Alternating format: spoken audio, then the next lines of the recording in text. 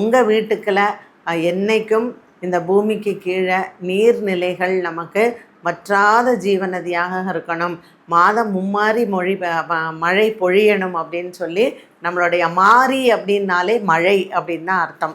So மழையை கொடுக்கக்கூடிய மாரியம்மன் அவளிடத்தில் நம்ம இந்த வேண்டுதலை வைத்து கூழ் வார்ப்பதாக இருந்தாலும் சரி, 18ஆம் பெருக்கில் நம்ம அம்மனுக்கு புடவை சாத்தி எப்பொழுதுமே இங்கே நமக்கு தண்ணி பஞ்சம் இருக்கக்கூடாது, மழை வரணும் அப்படின்னு சொல்லி நம்ம வேண்டிக்கணும்.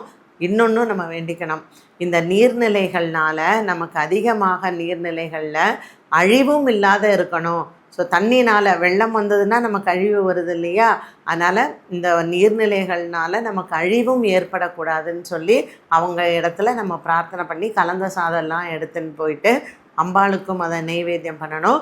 நீங்கள் ஸ்ரீரங்கத்தில் பார்த்திங்கன்னா இன்றைய நாளில் ரங்கநாதர் காவேரி தாயாருக்கு குறிப்பாக சீர் வைப்பார். இந்த காதோல கருகமணி இதெல்லாம் சீர் வைத்து காவேரி தாயாருக்கு அவர் ஆசீர்வாதத்தை செய்து விட்டு போவார். இது வருடா வருடம் ஸ்ரீரங்கத்தில் நடக்கக்கூடியது தான். ஸோ உங்கள் வீட்டு பக்கத்தில் என்ன நீர்நிலைகள் இருக்கோ இந்த ஆடி 18ஆம் பெருக்கில் நீங்களும் அம்மனை வேண்டி இறைவனை வேண்டி நமக்கு நாடு சுபிட்சமாக இருக்கணும், விளையக்கூடிய பயிர்களும் நன்றாக இருக்கணும்னு மண்ணுக்கும் இந்த விண்ணுக்கும் எல்லா பெருமைகளும் உண்டு. பஞ்சபூதங்களையும் நம்ம வேண்டி இறைவனையும் வேண்டலாம்.